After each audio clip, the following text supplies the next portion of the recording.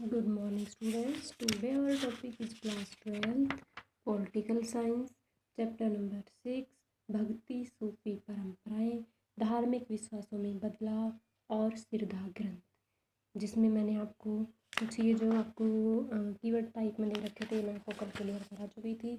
इसके अलावा जो उसी से रिलेटेड हमारी जो समय रेखा थी इसका भी ये टेबल में कंप्लीट करा चुकी थी, जिसमें हमने 8वीं से 18वीं शताब्दी तक के टाइम पीरियड को इसमें इंक्लूड कर रखा है। तो आज हम इस चैप्टर का जो कंप्लीट थीम सारांश जो दे रखा है वो क्लियर करेंगे। तो सबसे पहले हमारा 8वीं से 18वीं शताब्दी तक का जो काल था वो भारत में इतिहास की धार्मिक दृष्टि से बहुत महत्वपूर्ण रहा था, क्योंकि इस काल में धार्मिक विश्वास व श्रद्धा में विभिन्न तरह के परिवर्तन हो रहे थे। ये परिवर्तन आंतरिक और बाह्य दोनों कारणों से हो रहे थे। इनके कारण केवल धर्म व धार्मिक परंपराएं ही नहीं बदलती रही, बल्कि सामाजिक ताना बाना भी प्रभावित होता रहा था। इस तरह के सामाजिक धार्मिक परिवर्तनों के कारण राजनीतिक व्यवस्था, स्थिति और शासन करने की शैली में भी बदलाव आ रहा था। इन सभी परिवर्तनों की जड़ में भक्ति व सूफी परंपराएं थी। यही भक्ति व सूफी परंपराएं इस अध्याय की विषय वस्तु है। वैदिक धर्म में जीवन के 4 उद्देश्य धर्म, अर्थ, काम और मोक्ष बताए गए हैं। जीवन के 4 उद्देश्य हैं। इन उद्देश्यों में सर्वाधिक महत्वपूर्ण मोक्ष को माना जाता है। तो मोक्ष प्राप्त करने के लिए 3 मार्ग का पे हमें चलना पड़ता है। 3 रास्ते बताए हैं जिनके कारण हमें मोक्ष की प्राप्ति होती है, जो कि ज्ञान, कर्म और भक्ति है। इन मार्गों में जन सामान्य में सर्वाधिक लोकप्रिय भक्ति मार्ग रहा है, यानी कि भक्ति ही हमें मोक्ष की प्राप्ति करा सकती है।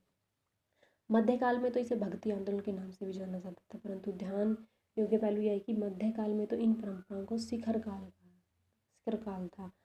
इसकी जड़ प्राचीन काल से ही प्रकट होने लगी थी। उस उपासक अपने इष्ट देव की आराधना मंदिरों में तल्लीनता से करते हुए प्रेम भाव को व्यक्त करते थे।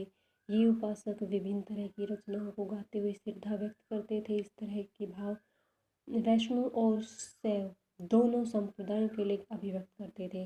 भक्ति शब्द जो है इसकी उत्पत्ति भज शब्द से हुई है, जिसका अर्थ है सेवा से लिया जाता है। भक्ति व्यापक अर्थ मनुष्य द्वारा पृथ्वी ईश्वर इष्ट देव की संपूर्ण या पूर्ण समर्पण होता है, जिसके अनुरूप व्यक्ति स्वयं को अपने हृदय में समा लेता है। इसमें सामाजिक रूढ़ियों, ताना बाना, मर्यादाओं, बंधनों की भूमिका नहीं होती, बल्कि सरलता, समन्वय की भावना और पवित्र जीवन पर बल दिया जाता है। भक्ति संत कवियों ने समाज की रूढ़िवादी और नकारात्मक चीज़ों का विरोध करते हुए उसके प्रत्येक वर्ग को अपना साथ छोड़ा, जिसके चलते हुए समाज का एक बड़ा वर्ग इसका अनुयायी व समर्थक बन गया। सभी भक्त कवियों ने मोटे तौर पर एक ईश्वर के विश्वास में, ईश्वर के प्रति निष्ठा व प्रेम व गुरु के महत्व पर बल दिया है। साथ ही मानव मात्र की समानता, जीवन की पवित्रता, सरल धर्म और समन्वय की भावना के लिए कहा है। इन संत कवियों में सगुण और निर्गुण के आधार पर अंतर था। सगुण में कुछ संत कवि भगवान राम के रूप में लीन थे, जबकि कुछ कृष्ण का रूप पसंद है। इन्हीं आधारों पर इन्हें राम मार्गी और कृष्ण मार्गी कहा जाता था। भक्ति परंपरा की शुरुआत वर्तमान में तमिलनाडु क्षेत्र में 6वीं शताब्दी में मानी गई थी। प्रारंभ में इस परंपरा का नेतृत्व विष्णु भक्त अलवारों तथा शिव भक्त नैनारों ने किया था। ये अलवार और नैनार संतों के रूप में एक स्थान से दूसरे स्थान पर घूमते रहते थे। ये अपने इष्ट देव की स्तुति में भजन इत्यादि गाते थे। इन संतों ने कुछ स्थानों पर अपने इष्ट देव के निवास स्थान घोषित किए और बड़े बड़े मंदिरों का निर्माण कराया। इस तरह से स्थल तीर्थ स्थलों के रूप में उभरे। संत कवियों के भजनों को मंदिरों के अनुष्ठानों के समय गाया जाने लगा। इन संतों की प्रतिमा भी इष्ट देव के साथ स्थापित कर दी गई। इस समय या इस तरह इन संतों की भी पूजा प्रारंभ हो गई। 12वीं शताब्दी में कर्नाटक क्षेत्र में एक नए आंदोलन की शुरुआत हुई, जिसका वासवना नामक ब्राह्मण संत ने नेतृत्व किया था। वासवना चालुक्य राजा दरबार के मंत्री थे। वह उसके अनुयायी के उपासक वीरशैव कहलाए। इनमें से लिंग धारण करने वाला लिंगायत बने। इस समुदाय के लोग शिव की उपासना लिंग के रूप में करते थे और पुरुष अपने बाएं कंधे पर चांदी के एक पिटारे में एक लघु लिंग का धारण करते हैं। इन लिंगधारी पुरुषों को लोग बहुत सम्मान देते हैं और श्रद्धा व्यक्त करते हैं। कन्नड़ भाषा में इन्हें जंगम या यायावर भिक्षु भी कहा जाता है। अरब क्षेत्र में इस्लाम का उदय विश्व के इतिहास की एक महत्वपूर्ण घटना थी। 7वीं शताब्दी के उदय के बाद यह धर्म पश्चिमी एशिया के तेजी से फैला और कालांतर में यह भारत में भी पहुंचा। तत्पश्चात यहाँ बाहर से आई धार्मिक वैचारिक पद्धति के साथ आदान प्रदान की प्रक्रिया हुई। फलत है एक नया सामाजिक ताना बाना उभरा। इस्लाम में भारत में आगमन के बाद जो परिवर्तन हुए वे मात्र शासक वर्ग तक सीमित नहीं थे, बल्कि संपूर्ण उपमहाद्वीपीय स्वीकार किया गया। इसमें जैसे कृषक है, शिल्पी, सैनिक, व्यापारी इत्यादि सबको जोड़ लिया गया था। समाज के बहुत बड़े लोगों ने इस्लाम स्वीकार किया।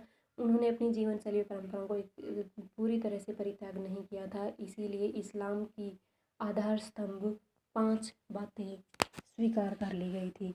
सूफी शब्द के बारे में इतिहासकारों का एक मत नहीं था। यह स्पष्ट है कि सूफीवाद का अंग्रेजी समानार्थ शब्द सूफीज़्म है। सूफीज़्म हमें प्रकाशित रूप में 19वीं सदी में मिलता है। इस्लामिक साहित्य में इसके लिए तस्व्यूफ शब्द मिलता है। कुछ विद्वान यह स्वीकार करते हैं कि यह शब्द सूफ से निकला हुआ, जिसका अर्थ है कि लोग ऊनी खुरदुरे कपड़े पहनते थे। सूफी उन्हीं को कहा जाता था। तो भारतीय उपमहाद्वीप में कई सिलसिलों की स्थापना की गई थी। इनमें से सर्वाधिक जो सफलता चिश्ती सिलसिले को मिली, क्योंकि जनमानस इसके साथ जुड़ गए। चिश्ती सिलसिले की स्थापना ख्वाजा इसहाक शामी चिश्ती ने की थी, परंतु भारत में इसकी स्थापना का श्रेय मोइनुद्दीन चिश्ती को जाता है। मोइनुद्दीन चिश्ती का जन्म 1141 ईस्वी में ईरान में हुआ। इस सिलसिले के अन्य संतों में कुतुबुद्दीन बख्तियार काकी, हमीदुन नागौरी, निज़ामुद्दीन औलिया, शेख सलीम चिश्ती इत्यादि। इनकी कार्य प्रणाली, जीवन शैली और ज्ञान ने भारत में जन सामान्य को आकर्षित किया था। तो कौन किस प्रकार से भ्रमण यात्रा के लिए आते हैं, कौन किस धर्म का पालन करता है और कैसे उसका प्रचार प्रसार करता है, तो ये भी हम इसी चैप्टर में पढ़ेंगे। तो आज के लिए इतना काफ़ी है, इतना आपको रीड भी करना होगा। Thank you. इससे रिलेटेड क्वेश्चन भी कंप्लीट करने होंगे।